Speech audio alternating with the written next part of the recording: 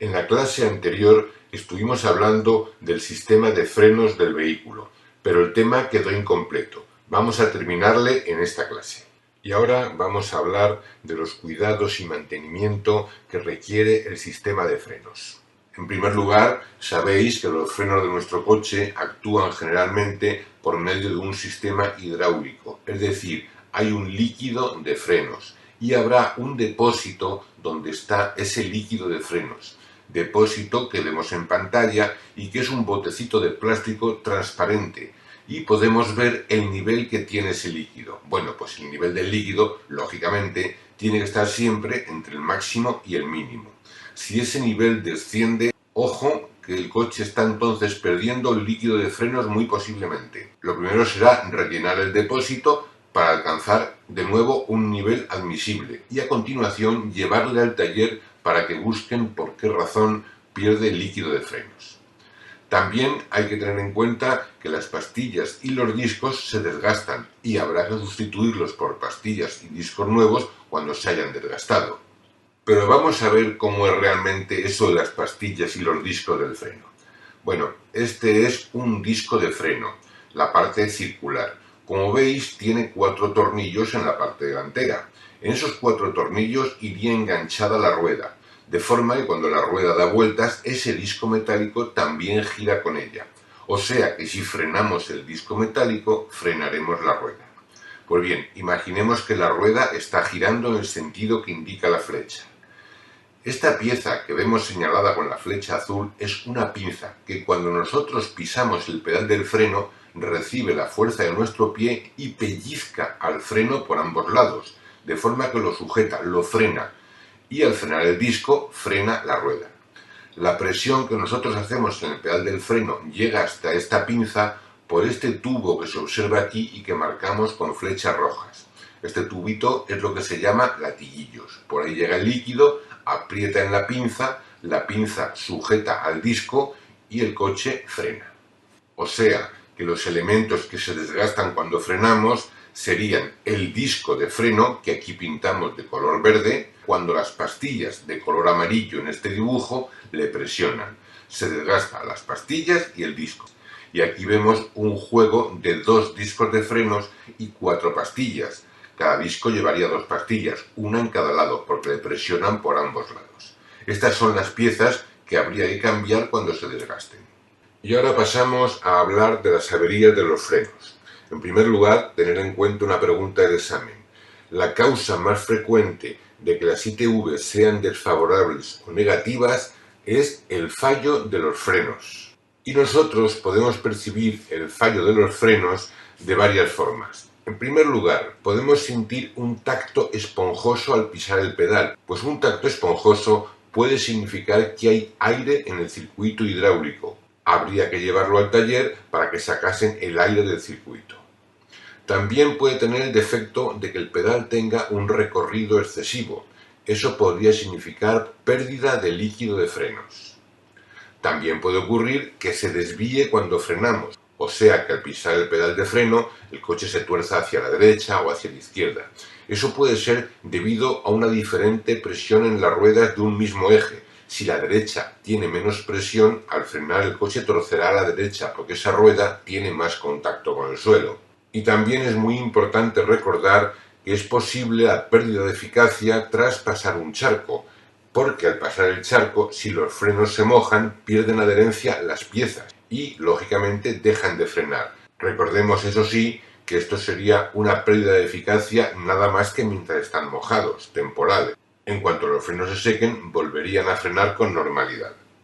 Bueno, a todo esto, ¿qué debemos hacer si el vehículo se queda sin frenos? Bueno, pues si el vehículo se queda sin frenos, en primer lugar, probaremos a pisar y soltar varias veces el freno, lo que se llama bombear, pisando y soltando a ver si conseguimos que frene. En segundo lugar, utilizaremos el freno motor, es decir, cambiaremos a una marcha inferior para que vaya reteniendo. Si vamos en cuarta, cambiaremos a tercera y después a segunda. Y después, incluso si es posible, pondríamos la primera para intentar retener con el motor todo lo que el freno no nos está frenando. Incluso, si es necesario, nos apoyaríamos en el freno de estacionamiento, es decir, tiraríamos, eso sí, con extrema suavidad del freno de mano. Tiraríamos con extrema suavidad porque ese freno tiende a bloquear las ruedas, y si bloquea las ruedas tendríamos el derrape y la pérdida de control del vehículo. Por lo tanto, el freno de mano sí, pero con mucha suavidad. También buscaríamos una vía ascendente, es decir, meternos en cuesta arriba. Así el coche, por su peso, tendería también a perder velocidad. Y ya como último recurso a la desesperada, buscaríamos colisionar contra algo para detener el vehículo, pero no colisionar de frente, por supuesto. A ver si vas a ir contra un árbol para parar el coche. Eso sería una locura. Lo suyo es rozar lateralmente contra lo que tengas en el costado, ya sea la ladera de la montaña, la barrera de la carretera, etc. Y si estás en ciudad, pues rozar contra los coches aparcados. Eso sí, si rozas contra 4 o 5 coches aparcados y consigues detener el vehículo, en cuanto lo detengas, echa a correr que vienen los dueños. No, bromas aparte, en este momento se trata de detener el vehículo como sea, y rozar contra un lateral sería dentro de todo una forma menos peligrosa. Y ahora vamos a hablar de la suspensión del vehículo. Vamos a ver, imaginemos una carretera, un suelo liso, plano y un pequeño bultito en el suelo, una piedra, un bache, lo que sea. Si lanzamos una pelota rodando por el suelo, al llegar al bultito, la pelota se levanta del suelo y comienza a dar botes, pom, pom, pom, pom, y se nos va.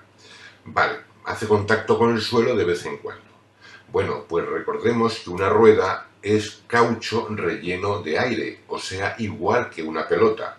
En principio se comportaría igual. La rueda, al llegar al bulto, se levantaría del suelo e iría rebotando pom, pom, pom de un lado a otro. Total, la mayor parte del tiempo estaría en el aire, separada del suelo. Si queremos frenar, solamente frenaría en los puntos de contacto con el suelo, y la distancia de frenado sería enorme. Entonces, lo que hay que hacer es evitar que la rueda rebote. Bueno, pues precisamente el sistema de suspensión lo que hace es que la rueda se mantenga pegada al suelo. Es decir, nada más pasar el bulto, la rueda llega al suelo y se mantiene en contacto con él. Y así ya continúa, para que el freno actúe en todo momento. Por eso, un sistema de amortiguadores en mal estado aumenta inmediatamente la distancia de frenado, porque no tiene una buena adherencia a la calzada. Además, al tomar una curva, imaginaos lo que serían los rebotes. El peligro de salirse de la curva aumenta una barbaridad. Así que el objetivo de la suspensión no es mejorar el confort de los ocupantes, que también mejora, pero lo importante no es eso, como tampoco es eliminar vibraciones de las piezas, aunque también mejora, pero lo importante es mejorar la adherencia del vehículo, mantener su estabilidad, mantenerle pegado al suelo.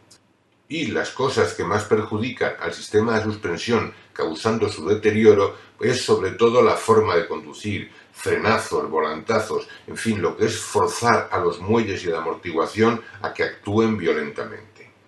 El sistema de suspensión se compone de un muelle en cada rueda del vehículo. Ese muelle permite que la rueda oscile arriba y abajo. Pero para que no rebote, lleva dentro del muelle, o al lado en algunos casos, pero generalmente dentro, un amortiguador. Este amortiguador lo que evita es el efecto rebote precisamente. Permite que oscile pero sin rebotar. Gracias a ello, la rueda se mantiene pegada al suelo y nuestra distancia de frenado es la mejor posible. ¿Y cómo sabemos nosotros si la suspensión, si los amortiguadores de nuestro coche están en buen estado o no? Bueno, pero vamos a ver. Cuando frenamos un coche, el morro tiende a inclinarse hacia adelante, porque el peso va hacia adelante. Es normal que tenga una pequeña oscilación, que el morro se incline levemente. Pero si los amortiguadores están en mal estado, el morro se inclinaría mucho y la parte de atrás del coche se levantaría claramente del suelo. Por lo tanto, una pequeña oscilación al frenar es correcto, es normal, pero si el morro se inclina mucho hacia abajo al frenar o la parte de atrás se levanta mucho del suelo, eso es síntoma de que los amortiguadores están en mal estado, o sea, nuestro coche tiene demasiada oscilación. También lo notaríamos al tomar las curvas, porque también se inclinaría el coche de una manera excesiva hacia los lados. Todo ello nos indicaría que debemos cambiar los amortiguadores por unos amortiguadores nuevos. Y siguiendo con los elementos de seguridad activa del vehículo, llegamos a las luces, que son elementos de seguridad activa porque nos ayudan a evitar accidentes. Las luces sirven para dos cosas. Por un lado, sirven para ver, para que veamos por dónde conducimos. Y además también sirven para ser vistos por los demás. Bueno, dentro de las luces hay que tener en cuenta un par de cosas. Primero, las lámparas de xenón, que son unas luces que tienen un cierto tono azulado y dan mucha claridad. Hacen que la visión durante la noche sea muy parecida a la visión de día. Son unas lámparas buenas, iluminan mejor la carretera, con lo cual consiguen que el conductor haga menos esfuerzo para ver en la oscuridad, es decir, reducen la fatiga ocular. Y además reducen la probabilidad de deslumbrar a los demás. O sea que son luces muy buenas, se mire como se mire. Pero sobre todo, acordaros de cara al examen que reducen la fatiga ocular. Ahora vamos a hablar de las luces adaptativas. Estas luces consisten en un sistema que hace que el haz luminoso de los faros, o sea, lo que iluminan, se orienta en función del giro del volante, mejorando la visibilidad sobre todo en las curvas porque enfocan hacia donde torcemos o en las intersecciones. Esto es lo que se llama luces adaptativas. Y ahora vamos a hablar de las luces diurnas. Sabéis que las motocicletas están obligadas a llevar encendida, tanto de día como de noche, la luz de corto alcance. ¿Por qué? Porque de frente se les ve venir mucho mejor si vienen con esa luz encendida. Bueno, pues lo mismo es aplicable a los coches. Si un coche circula con la luz encendida durante el día, en cualquier circunstancia de visibilidad será más visible para los demás vehículos. Por eso se aconseja llevar encendidas las luces también durante el día. De hecho, algunos coches ya llevan unas bombillitas especiales en el faro para su utilización durante el día. Y conviene recordar que se estima que si se utilizasen durante el día las luces en España, nos podríamos ahorrar unas 200 vidas al año. O sea, sí, es una medida de seguridad importante. Es conveniente llevar las luces encendidas durante el día. Y la luz diurna es precisamente esa luz que lleva el coche preparada para esto. Y esto es lo que se llamaría luz diurna. Bueno, y para acabar este capítulo vamos a hablar de los últimos sistemas de seguridad activa que han aparecido en el mundo del automóvil. El primero es el control de estabilidad, que se llama también ESP, y consiste en que cuando el vehículo comienza a derrapar, el sistema toma el control del coche, actuando sobre el freno y la tracción de cada rueda, y evita el derrape. En ese momento a ti te desconecta prácticamente y él se encarga de todo. Otra cosa es el control de tracción, que también se llama ASR o TCS, y consiste en que cuando alguna rueda patina por girar con demasiada potencia en ese momento por un acelerón fuerte que le has pegado, el sistema actúa sobre el freno o sobre el motor para reducir la potencia y recuperar la tracción. Y por último tenemos los limitadores de velocidad, que pueden limitar automáticamente la velocidad máxima a la que circulamos, o incluso mantener una velocidad que le indicamos sin necesidad de que nosotros vayamos pisando el acelerador o el freno.